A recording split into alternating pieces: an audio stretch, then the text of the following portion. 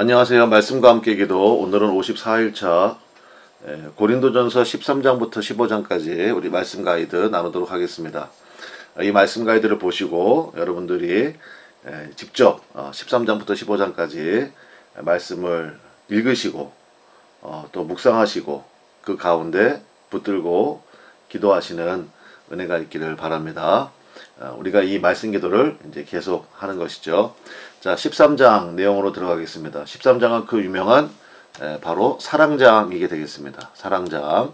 자, 1절부터 3절에 보면 이제 사랑이 없으면 이란 말이 계속 반복되고 있습니다. 대표적인 것 3절만 한번 보겠습니다. 내가 내게 있는 모든 것으로 구제하고 또 내 몸을 불사르게 내줄지라도. 이거 대단한 사랑이죠. 구제하고 그 다음에 자기 몸을 완전히 불사르게 내줄지라도 뭐가 없으면, 사랑이 없으면 내게 아무 유익이 없느니라. 사랑이 없으면 자기 자랑에 불과하기 때문에 그렇습니다. 그래서 4절부터 7절에 보면요, 사랑의 15가지 특성이 나오거든요. 근데 그 특성 가운데 사랑의 시작과 끝이 뭐냐, 참고 견디는 것으로 나옵니다. 사랑은 오래 참고 이렇게 시작해서 모든 것을 견디느니라, 이제 이걸로 마무리가 되고 있습니다. 그래서 이 사랑에 대한 말씀이 나오면 사실은 우리가 이제 떠오르는 구절이 하나 있어야 됩니다. 그게 바로 요한일서 4장 7절부터 8절에 있는 말씀인데, 사랑하는 자들아 우리가 서로 사랑하자. 사랑은 누구한테 속한 것입니까? 하나님께 속한 것이니까 사실은 내 안에는 사랑이 없습니다. 그러니까 사랑이 없으면, 고린도전서 13장에서 사랑이 없으면 계속 강조하는 이유가 뭐냐면, 그 사랑은 하나님께 속한 것이기 때문에 하나님과 나와의 관계 속에서 나오는 사랑이라는 것입니다. 그래서 계속 보시면 사랑은 하나님께 속한 것이니 사랑하는 자마다 하나님으로부터 나서 하나님을 알고 사랑하지 아니하는 자는 하나님을 알지 못하나니 이는 하나님은 사랑이심이라. 이제 이해가 좀 되셨나요? 그래서 어떠한 능력을 행한다 할지라도 그러니까 사랑이 없으면 그건 사실은 하나님과 관계가 없다는 것입니다. 왜냐? 사랑의 속성이 무엇입니까? 하나님이시기 때문에 그래요. 사랑의 속성이 하나님이고 또한 우리가 사랑할 수 있는 근거도 하나님이시기 때문에 그렇습니다. 그래서 우리가 하나님께로부터 받은 사랑을 전달할 뿐인 거죠. 그래서 1절부터 3절까지 그 이야기를 한 것입니다. 그리고 나서 13절에 보면 이제 이런 말씀이 나오거든요. 그런즉 믿음, 소망, 사랑 이 세 가지는 항상 있을 것인데 그 중에 제일은 사랑이라. 왜 사랑이 제일일까요, 여러분? 믿음도 소중하고 소망도 소중하지 않습니까? 근데 제가 이해한 건 그렇습니다. 이건 제 생각인데 아마도 천국에 가서도, 우리가 이제 천국에 가잖아요. 천국에 가서도 계속 하게 되는 것이 사랑이 아닐까, 사랑이기 때문이 아닐까, 이런 생각을 좀 하게 되더라고요. 천국에 갔는데 우리가 믿음이 중요하진 않을 거 아니에요. 그죠? 다 믿는 사람들이고, 천국에서 뭘 더 소망하겠습니까? 천국에 왔는데. 근데 천국에서 우리 성부, 성자, 성령께서 완전히 하나 되셔서 사랑하시는 것을 우리가 눈으로 보면서 이제 이해하게 될 것이고요. 또 우리의 모습 가운데, 그러니까 결국은 천국에서도 계속 하게 되는 것이 아마 사랑이기 때문에 사랑이 제일이다 이렇게 쓴 게 아닐까 이런 생각이 좀 듭니다.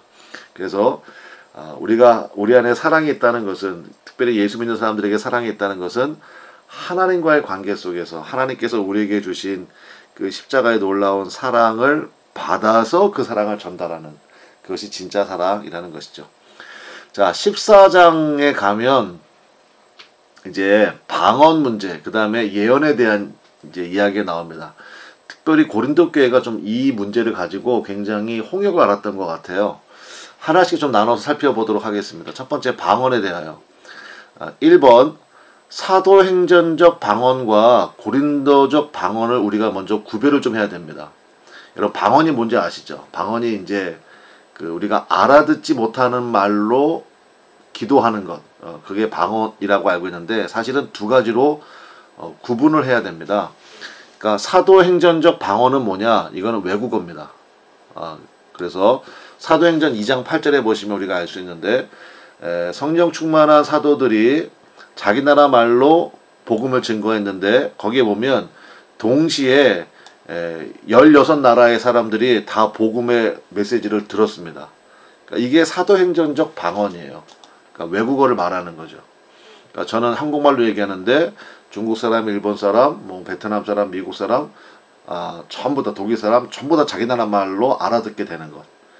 이게 사도행전적 방언이고요. 고린도 교회 방언은 뭐냐면 2절입니다. 방언을 말하는 자는 사람에게 하지 아니하고 하나님께 하나니 이는 뭡니까? 알아듣는 자가 없고 영으로 비밀을 말합니다. 이게 고린도적 방언이에요. 그러니까 요즘 우리가 이제 방언의 은사를 받았다 할 때 방언은 거의가 다 고린도적 방언입니다. 그래서 알아듣는 자가 없습니다. 그리고 중요한 건 뭐냐면 자기도 몰라요.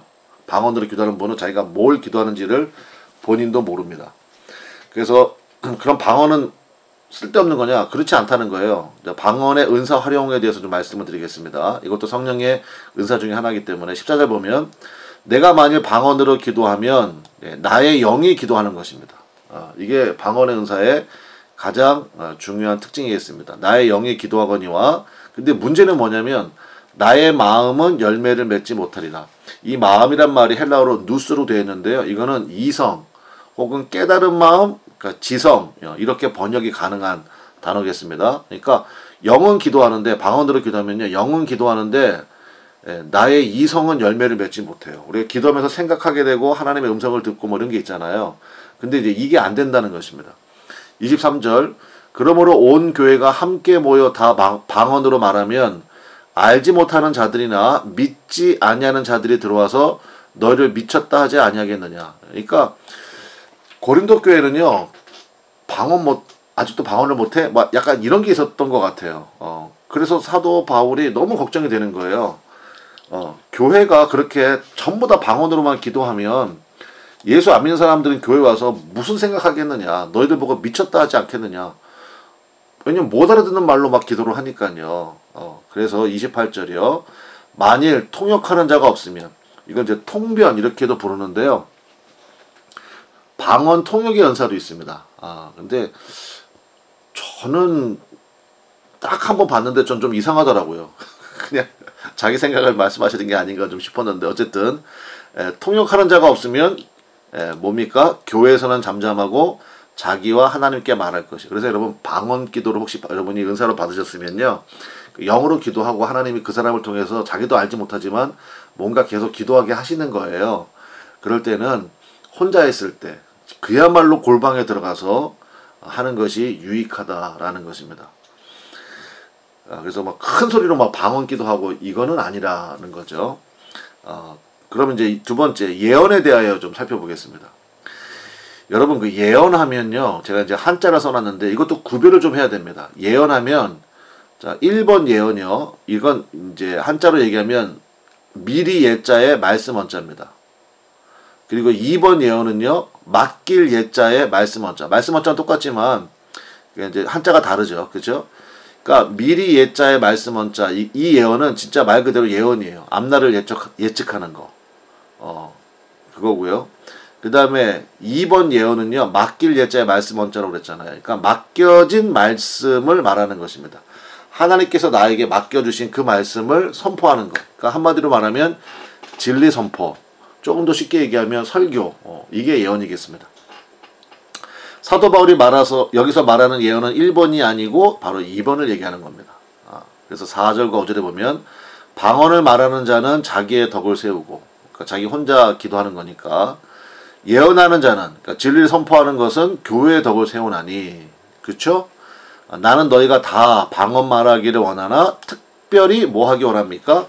예언하기를 원하노라. 하나님께서 주신 말씀을 네가 깨닫고 그 말씀을 선포하고 나누는 거 이게 더 소중하지 않느냐. 교회의 유익을 위하여. 19절 한 번 더 봅시다. 19절에 보면 그러나 교회에서 네가 남을 가르치기 위하여 여기 보십시오. 여기 나오죠. 깨달은 마음. 이게 깨달은 마음. 앞에 여기 14절에 있었던 이거예요. 똑같은 단어입니다. 깨달은 마음으로 5마디 말을 하는 것이 1만 마디 방언으로 말하는 것보다 나으니라. 이제 이해가 되시겠죠? 예. 그러니까 알지 못하는 말, 자기도 무슨 말 하는지 모르는 것을 아무리 떠들어 봐야 하나님께서 내게 맡겨주신 마음, 그리고 말씀, 그리고 그걸 깨달아서 선포하는 5마디 말이 훨씬 더 유익하다는 것입니다. 그래서 결론, 은사에 대한 결론입니다. 결론이 뭡니까? 39절부터 40절. 그런즉 내 형제들아, 예언하기를 사모하며 방언 말하기를 금하지 말라. 그 다음이요, 모든 것을 품위 있게 하고 질서 있게 하라. 그러니까 품위 있게 하고, 그러니까 예의 바르고 질서 있게 사력 있게 하십시오. 그런 뜻입니다. 그러니까 제가 여기 써놨습니다. 즉 덕을 세우는가가 기준입니다. 여러분, 은사는요, 다 다른 사람을 위해서, 다른 사람의 유익을 위하여, 특별히 믿음의 공동체인 교회의 유익을 위하여 주신 거예요. 방언만 제외하고. 방언은 자기의 덕을 세우는 거거든요. 그래서 덕을 세우는가가 기준이 되어야 된다는 것입니다. 자, 마지막 우리 부활장 가겠습니다. 15장이 부활장입니다. 굉장히 중요한 장이고 또 절수도 굉장히 길어요. 이 가이드를 보시고 여러분들이 한번 직접 묵상하시면서 기도하시면 좋겠습니다. 자, 첫 번째, 복음의 내용. 오늘 저희 교회가 야외 예배를 다녀왔는데 거기서 제가 이 설교를 했었거든요. 자, 복음의 내용이 뭐냐? 3절 4절이요. 내가 받은 것을 먼저 너희에게 전하였노니 이는 성경대로 그리스도께서 우리 죄를 위하여 죽으시고 장사 지낸 바 되셨다가 성경대로 사흘 만에 다시 살아나사. 자, 먼저 노란색으로 표시해 놓은 거, 성경대로 그리스도께서 우리 죄를 위하여 죽으시고, 그 다음에 초록색으로 표현한 거, 장사 지낸 바 되셨다가 성경대로 사흘 만에 다시 살아나사. 그래서 복음은 첫 번째 뭡니까? 십자가입니다. 그러니까 우리의 죄를 해결할 수 있는 유일한 길이에요. 우리 죄를 위하여 죽으셨잖아요, 예수님이. 그러니까 죄값을 다 치르셨다는 거죠. 그러니까 예수님의 십자가를 영접하면 더 이상 우리에게는 죄가 없는 겁니다. 죄가 없으니까 천국 가는 거죠. 그 다음에 두 번째 복음의 내용이 뭡니까? 부활입니다. 그러니까 마귀의 권세가 사망이거든요. 이 사망을 깨는 주의 능력, 이게 부활이죠. 그래서 장래 지낸 바 되셨다가 성경대로 3일 만에 부활하셨잖아요. 이게 복음의 내용이라는 것입니다. 그래서 2번, 우리의 부활은 확실하다는 것입니다. 그래서 제가 대표적인 구절 4절만 딱 뽑아놨는데요. 여러분이 이 부활장을 묵상하시면서 그러니까 죽은 사람들의 부활에 대한 말씀, 그 다음에 특별히 우리 몸의 부활. 그러니까 이단들은요, 우리 몸의 부활을 얘기를 거의 안 해요. 근데 여러분, 가장 아름다운 모습으로 우리가 몸의 부활을 하게 된다는 것입니다. 그 이야기가 말씀이 나오는데 14절. 자, 그리스도께서 만일 다시 살아나지 못하셨으면, 즉 부활이 없으면 우리가 전파하는 것도 것이요 또 너희 믿음도 헛것이며. 여러분, 부활이 없으면요 우리가 하는 이 모든 것들이 다 헛것입니다. 뒤집어 얘기하면 부활했기 때문에 우리가 하는 이 모든 것이 가장 의미 있고 소중한 것이에요. 20절. 그러나 이제 그리스도께서 죽은 자 가운데서 다시 살아나사 잠자는 자들의 무슨 열매입니까? 첫 열매. 예수님의 첫 열매, 부활의 첫 열매. 그러니까 여러분, 처음이 있다는 것은 이어지는 게 있다는 거죠. 둘째, 셋째. 그러니까 우리가 다 거기에 해당되는 것입니다. 44절. 육의 몸으로 심고 신령한 몸으로 다시 살아나나니 육의 몸이 있은즉 또 영의 몸도 있느니라. 우리가 부활하게 되면 새로운 영의 몸을 입게 될 것입니다.